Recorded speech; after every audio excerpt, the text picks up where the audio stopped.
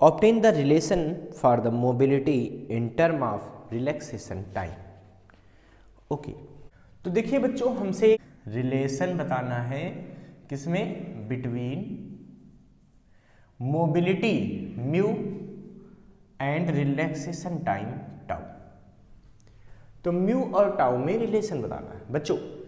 हमको पता है कि जब ड्रिफ्ट वेलोसिटी मिलती है किसी इलेक्ट्रॉन को इलेक्ट्रिक फील्ड की वजह से तो उसकी वैल्यू क्या होती है, तो Vd बराबर होता है a टाउ, जहां पर a होता है एक्सेलरेशन ऑफ इलेक्ट्रॉन। a क्या होता है, एक्सेलरेशन ऑफ इलेक्ट्रॉन, ठीक है।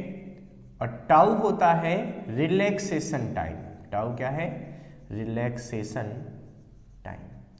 रिलैक्सेशन टाइम का मतलब बच्चों the time taken between two successive collision by a free electron. जब इलेक्ट्रॉन यहाँ चलते हैं तो बहुत सारे फ्री इलेक्ट्रॉन है ना, बहुत हाई वेलोसिटी सब चल रहे हैं, तो उस समय आपस में कोलिजन हुआ करता है थर्मल वेलोसिटी की वजह से।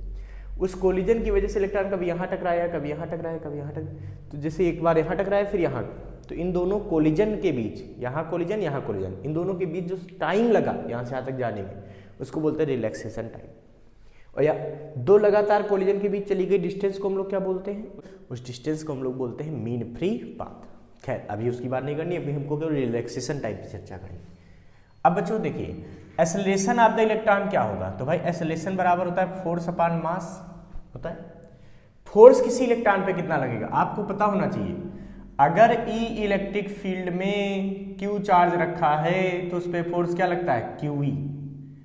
अगर प्लस चार्ज रखा है तो in the direction of field force लगता है, और अगर माइनस चार्ज रखा हो तो opposite to the direction of field लगता है। तो इलेक्ट्रॉन कैसे है, माइनस है, निगेटिव है, तो इन पर फोर्स कितना लगेगा, अपोजिट। और कितना लगेगा, चार्ज इंटू ई। तो चार्ज इलेक्ट्रॉन पे कितना होता है, ई, और इलेक्ट्रिक फील्ड कितनी, ई अपॉन एम। ये हो गया ए। ये ए की वैल्यू यहाँ रख दो तो वीडी कितना आ जाएगा भाई, तो वीडी बराबर हो जाएगा E upon M into tau. ये हो गया relation between drift velocity and relaxation time. VD और टाउ में ये रिलेशन हो गया। अच्छा, अब देखिए बच्चों, यहाँ पे अगर आपको मोबिलिटी चाहिए तो म्यू बराबर क्या होता है भाई, म्यू बराबर होता है बच्चों वीडी अपान ई।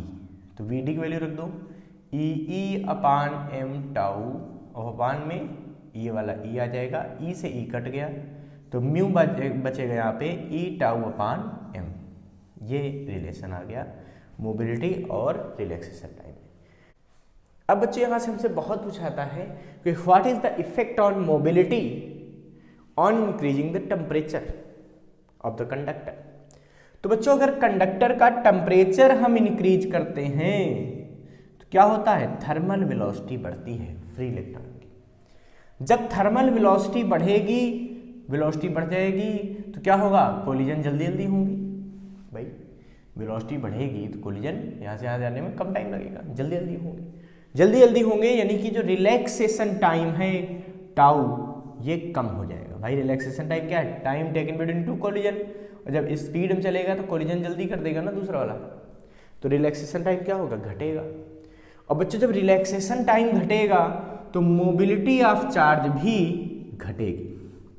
इसका मतलब हम कह सकते हैं on increasing the temperature the mobility of the electron decreases.